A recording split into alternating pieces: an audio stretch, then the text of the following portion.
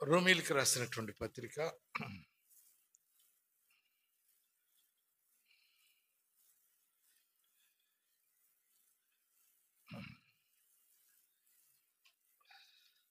6వ అధ్యాయం, దయచేసి 3వ వచనాన్ని చదువుకుందాం అందరం కలిసి. క్రీస్తు యేసులోనికి బాప్తిసం పొందిన మనమందరము ఆయన మరణంలోనికి బాప్తిసం పొందితమని మీరు ఎరుగరా? ప్రార్థన చేసుకుందాం. మా ప్రేమ కలిగిన ప్రియమైనటువంటి తండ్రి, నమ్మకమైనటువంటి మా దేవ, యేసునామం పేరట హృదయపూర్వకమైన స్తోత్రాలతో తండ్రి నీ పాసందికి వస్తున్నాం నాయన. తండ్రి, నీకు వేరుగా ఉండి మేమేమీ చేయలేమన్నటువంటి సంగతి మాకు బాగా అర్థమైంది. వీరు యేసుతో కూడా ఉండిరి అనేటువంటి మాట కూడా మాకు అనిగి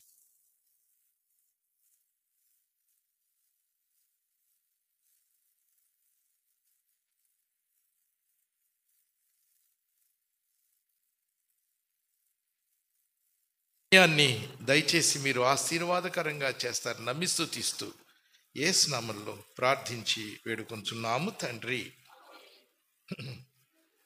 బాప్తిసం అనేటువంటిది దేవుని సంకల్పం, మీకు తెలిసే ఉంటుంది. ఒకసారి మీరు చూడండి, పరిసయ్యుల గురించి లూకాసు వార్త 7వ అధ్యాయము 30వ వచనంలో ఏం రాయబడిందో చూడండి. అది పరిసయ్యుల గురించి అన్నమాట.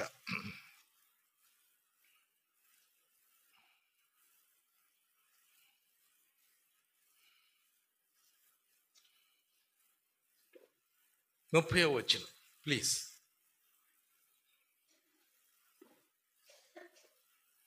చదువు. పరిసయ్యులను ధర్మశాస్త్రోపదేశకులను అతని చేత బాప్తిస్మము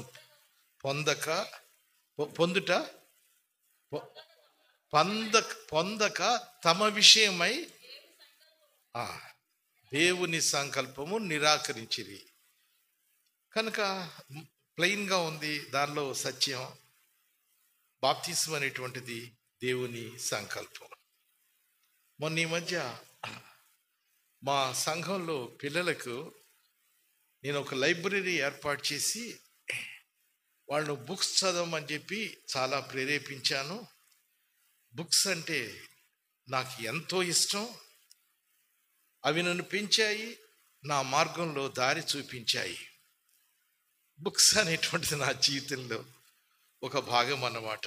మీరు మా ఇంటికి వస్తే బుక్సే కనపడతాయి. నా ఆస్తి ఏంటంటే బుక్సే. ఎప్పుడైతే వాళ్లకు నేను బుక్స్ అందించానో, ఏ బుక్ చదవాలి అనేటువంటిది కూడా చాలా ప్రాముఖ్యం. ఎప్పుడైతే అందించానో వాళ్ళు వేసేటువంటి ప్రశ్నలు ఇక నన్ను చాలా ఇబ్బంది పెట్టడం, తికమక పెట్టడం ప్రారంభించాయి. ఇంటర్మీడియట్ పాస్ అయ్యి డిగ్రీలో జాయిన్ అయినటువంటి పిల్లలు ఇంకా వాళ్ళు బాప్తిసం పొందలేదు. ఎప్పుడైతే బుక్స్ చదివారో వాళ్ళు ఎంత ఎన్లైటన్మెంట్ వచ్చిందంటే, వాళ్ళు వచ్చి అడిగారు, అంకుల్ మనం తండ్రి కుమార నామంలో బాప్తిసం తీసుకుంటున్నాం కదా, బాప్తిసం ఇచ్చి యోహాను ఏ నామంలో బాప్తిసం ఇచ్చాడన్నారు. నాకు తెలియదని చెప్పా. నిజం, బాప్తిసం అనేటువంటిది దేవుని సంకల్పం. దారిలో నేను శామ్యూల్ ఇద్దరం కూడా మాట్లాడుకుంటూ వచ్చిన సందర్భంలో నా ప్రియమైనటువంటి స్నేహితుడు వెంకటరత్నం దేవుని చేత చాలా బలంగా వాడబడుతున్నాడు. అద్భుతమైనటువంటి సేవకుడు ఆయన రక్షించబడిన తర్వాత బాప్తిసం తీసుకోలేదు. అప్పటికే దేవుడు ఆయన వాడుకోవటం ప్రారంభించాడు. ఆయన సువార్థికుడు.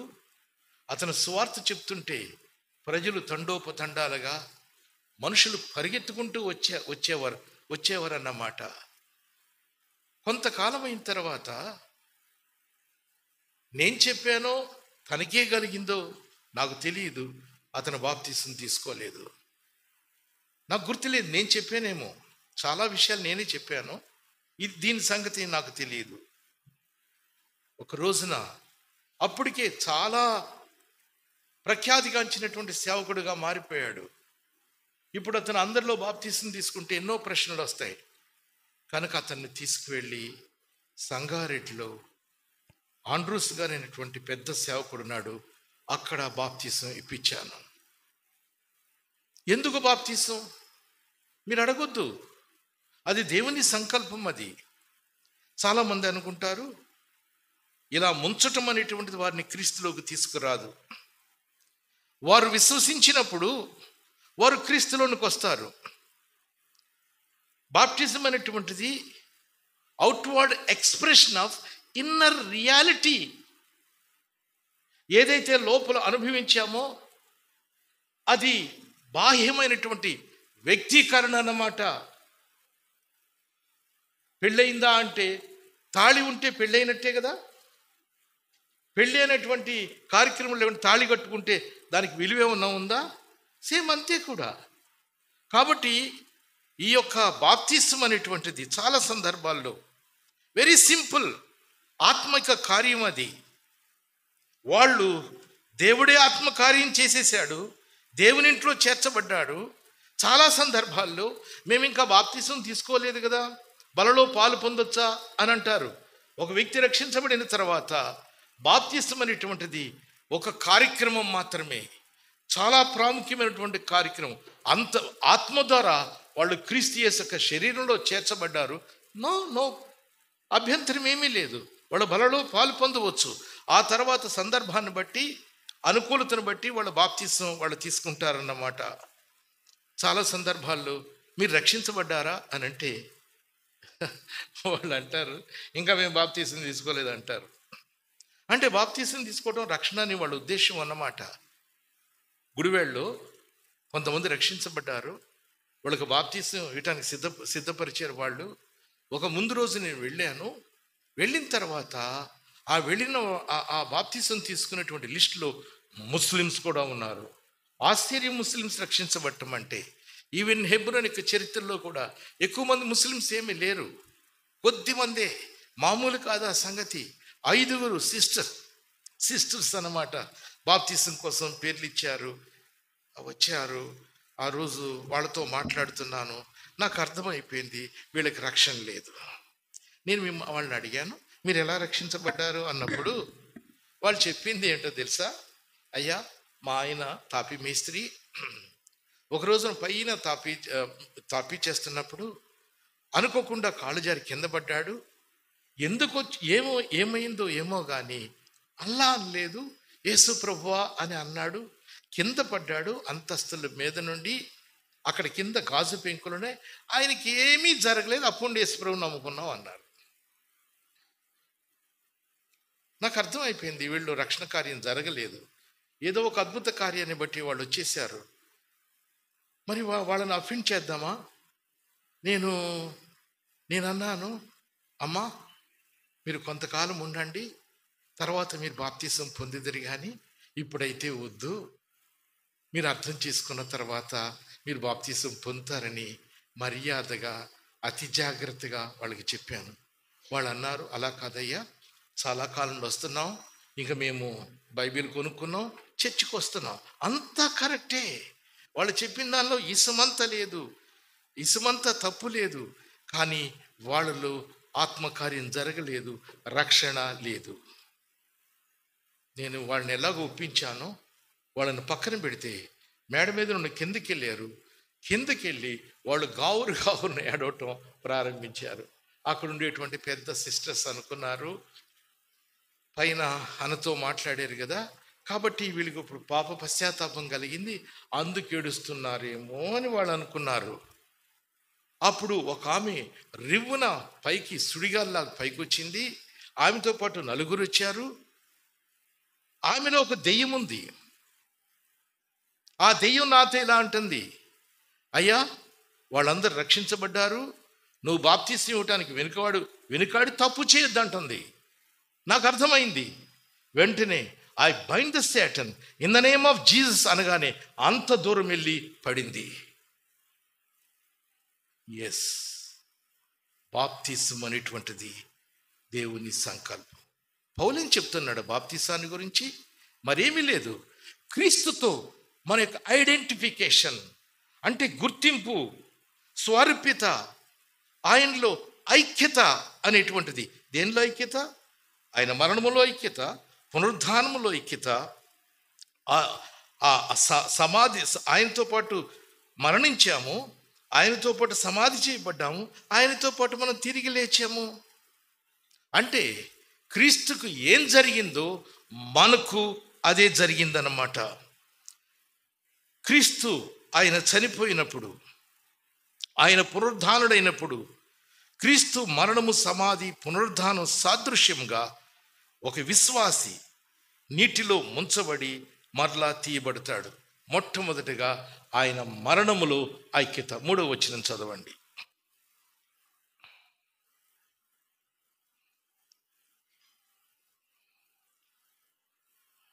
6వ అధ్యాయం 3వ వచనం చదవండి. క్రీస్తు యేసులోనికి బాప్తిసం పొందిన మనమందరము ఆయన మరణములోనికి బాప్తిసం పొందితిమని. ఎస్, ఫస్ట్ ఆఫ్ ఆల్ ఆయన మరణముతో ఐక్యత. క్రీస్తు యేసు ఎలా చనిపోయాడో మనం కూడా అలానే చనిపోయాం. పౌలు అన్నాడు, నేను క్రీస్తు యేసుతో చనిపోతేనన్నాడు. చూడండి, గలతీ పత్రిక 2వ అధ్యాయం 20వ వచనం చదవండి. నేను క్రీస్తుతో కూడా సిలువ వేయబడి ఉన్నాను. అంతే, ఇక జీవించేవాడు నేను కాను.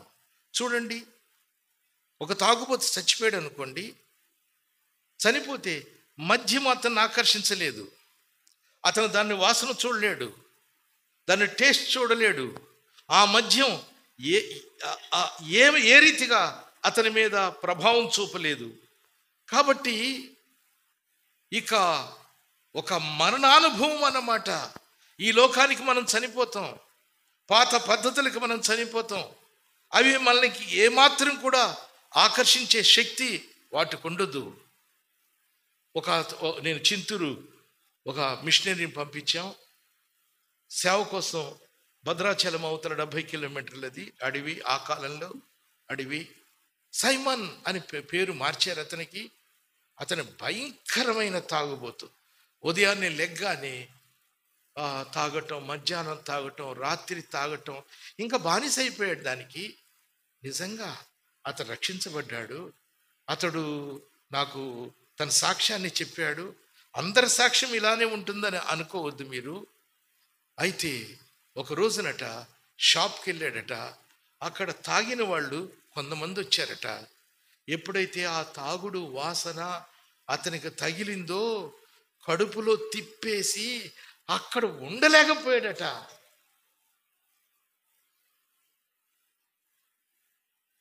ఎస్, మొట్టమొదటిగా బాప్తిస్మం అంటే క్రీస్తు యేసులో ఆయన మరణములో ఐక్యత. రెండవది ఆయన పునరుద్ధానములో ఐక్యత. 5వ వచనం చదవండి.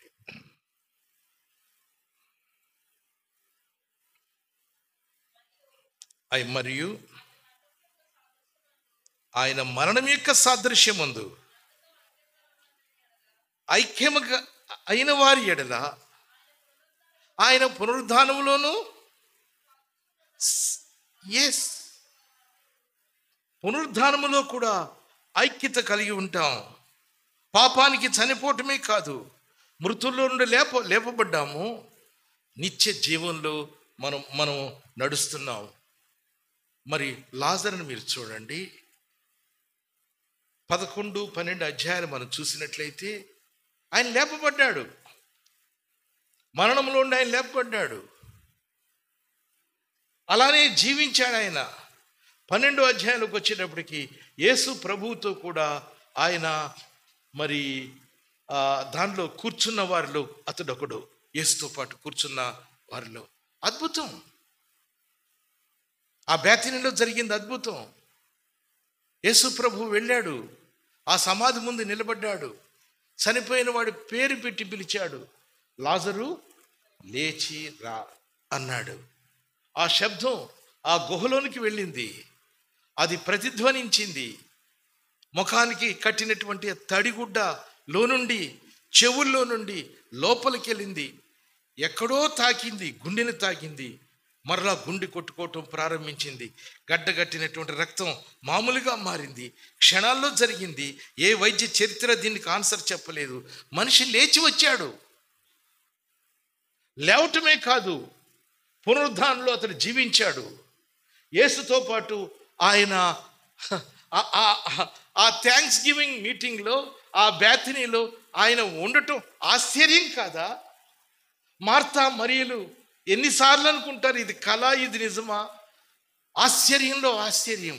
సేమ్ థింగ్ మనం కూడా లాజరుడా మనం లేపడ్డాము, పునరుద్ధానములో మనం వెళ్ళాం. అంతేగాని మళ్ళా లాజరు తన ప్రేత వస్త్రాలు ధరించి మళ్ళా సమాధిలోనికి అతడు వెళ్ళలేదు. కానీ లార్కాస్ అనుకుంటా ఫస్ట్ పౌలు మిషనరీ జర్నీలో ఫస్ట్ వెళ్ళిన ప్లేస్ ఏమిటది?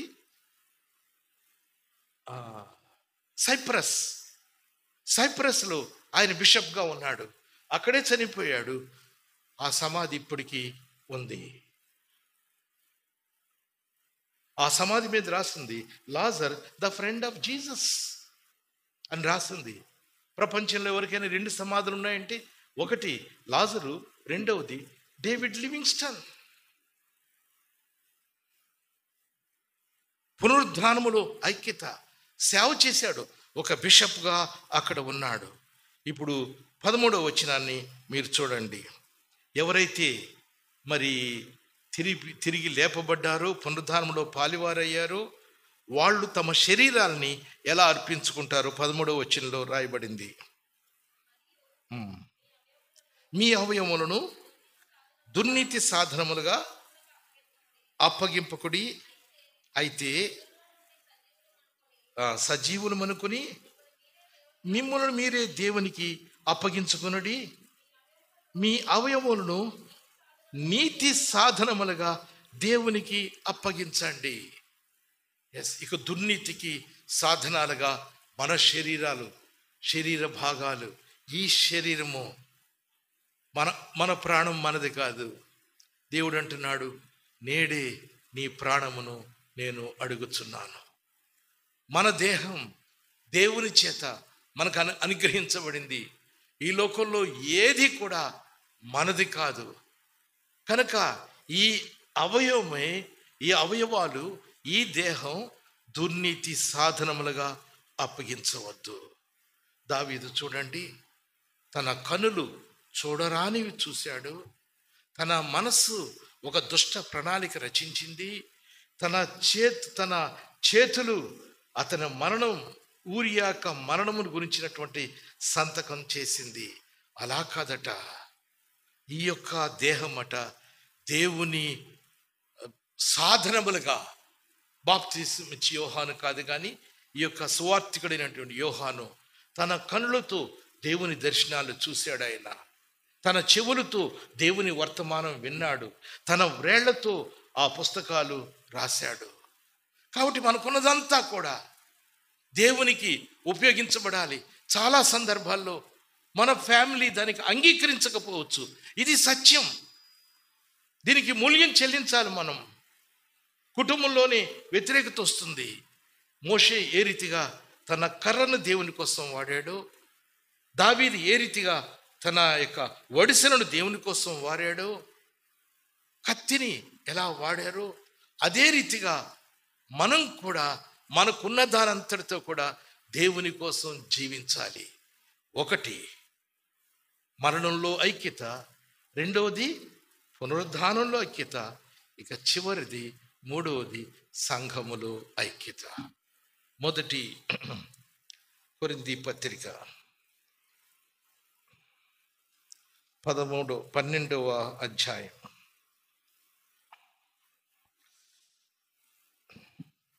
దయచేసి 13వ వచనం చూడండి. ఎలాగనగా యూదులమైనను గ్రీసు దేశస్థులమైనను దాసులమైనను స్వతంత్రులమైనను మనమందరము ఒక్క శరీరములోనికి ఒక్క ఆత్మ యందే బాప్తిస్మ పొంది ఉన్నాం. ఈ రియాలిటీని మనం అంగీకరించాలి. ఎప్పుడైతే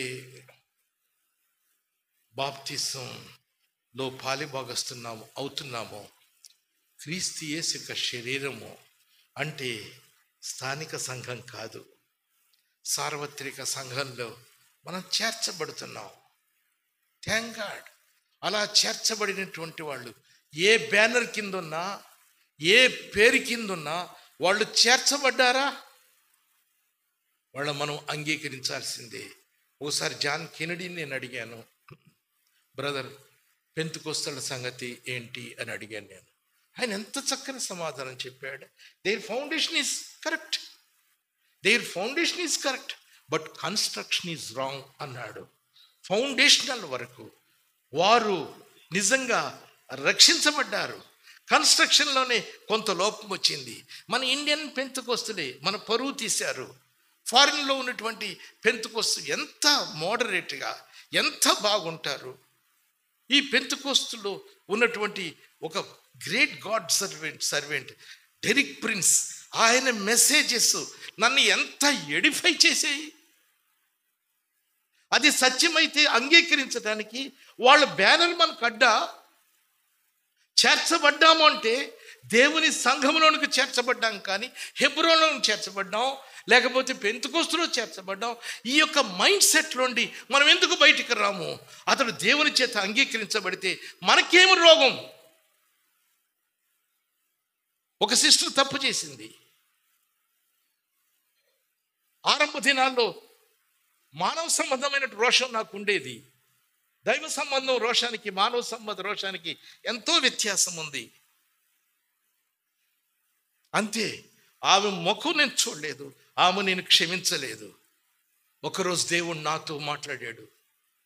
నేను ఆమెను క్షమించాను, నువ్వు క్షమించవా అన్నాడు.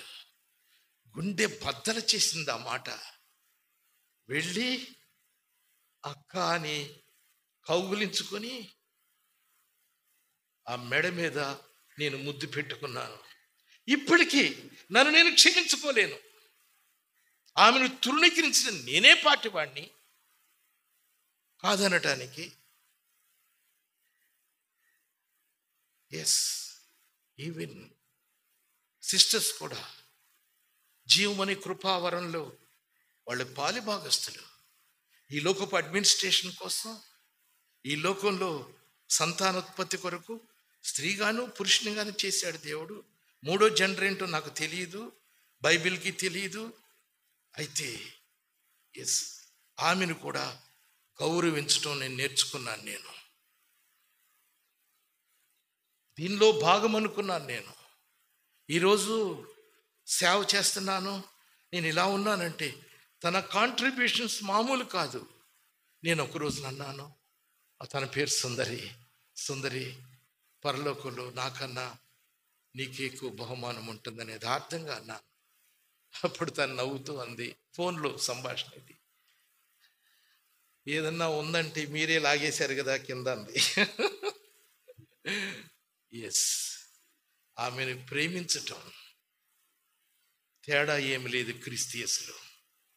సంఘంలోని స్త్రీ పురుషులు అనేటువంటి కుటుంబంలో బాధ్యతల్లో పురుషుడు అంటే హెడ్షిప్ లేకుండా, లేకపోతే ఒక ఏమంటారు దాన్ని, అడ్మినిస్ట్రేషన్ అనేటువంటిది ఉండాలి.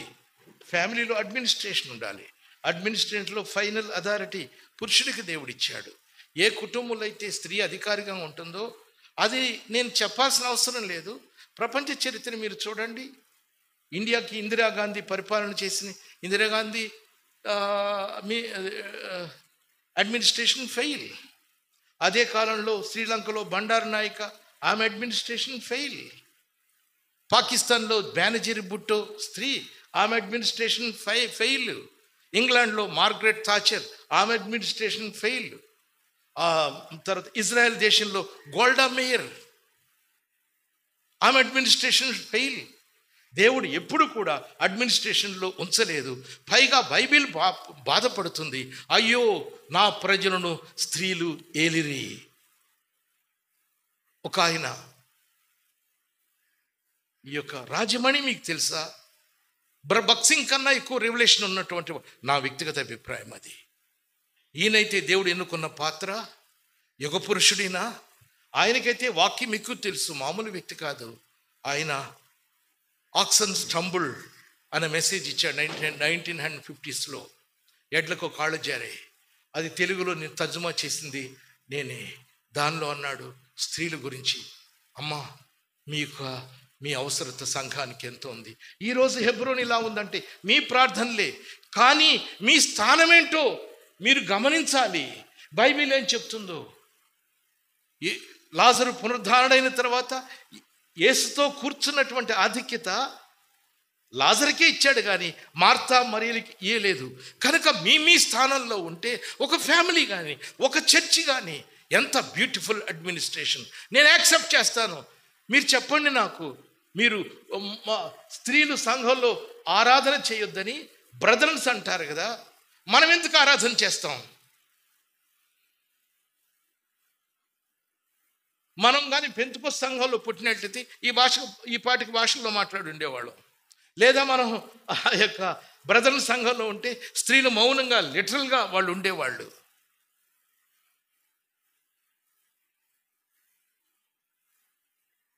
ఆత్మ సంఘములతో మాట్లాడు, చెవిగలవాడు వినుగాక. సంఘం యొక్క స్వరాన్ని మనం వినకూడదు, ఆత్మ యొక్క స్వరాన్ని మనం ఉండాలి. ఆదిలో సంఘము లేదు, ఆదిలో వాక్యం ఉండెను. వాక్యం ఏం చెప్తుంది? ఆ యొక్క మాట స్త్రీలు సంఘంలో మౌనంగా ఉండాలి, వాళ్ళు లిటరల్గా తీసుకున్నారు. కానీ మనకైతే ఈ భాగ్యం అనుగ్రహించబడింది. సంఘములో ఈ యొక్క స్త్రీ పురుషుడని భేదం సంఘంలో లేదు. ఏ రక్తం చేత కడగబడ్డా మనం, వాళ్ళు అదే రక్తం చేత, ఏ ఆత్మ చేత మనం పొందేమో అదే వాళ్ళ చేత. ఏ కుటుంబంలో మనం జన్మించాం, వాళ్ళు అదే కుటుంబంలో జన్మించారు. ఏ మార్గంలో ప్రయాణం వెళుతున్నాము, వాళ్ళు అదే మార్గంలో. మనకి ఏది గురువు అదే వాళ్ళ గురువు. ఏ దేవదూతలు మనకు సపరిచర్య చేస్తున్నారు, వాళ్ళకు తేడా ఏమీ లేనప్పుడు ఎందుకు ఆరాధన చేయకూడదు? నా హృదయంలో కూడా అదే ప్రశ్న వచ్చింది. అందుకు స్త్రీల ఆరాధన చేయటం బైబిల్ ప్రకారం కరెక్ట్ నేను కన్విన్స్ అయ్యాను. అంతేగాని బ్రదర్ వాళ్ళు చెప్పారని, లేకపోతే హెబ్రోన్ వాళ్ళు చెప్పారని మాత్రం కానే కాదు. వాక్యం ఏం చెప్తుంది? కనుక ఎప్పుడైతే రక్షించబడ్డామో సంఘములో ఐక్యత. ఒకటి ఆయన మరణములో ఐక్యత, రెండవది పునరుద్ధానములో ఐక్యత, మూడవది సంఘములో ఐక్యత. ప్రార్థన చేస్తాం.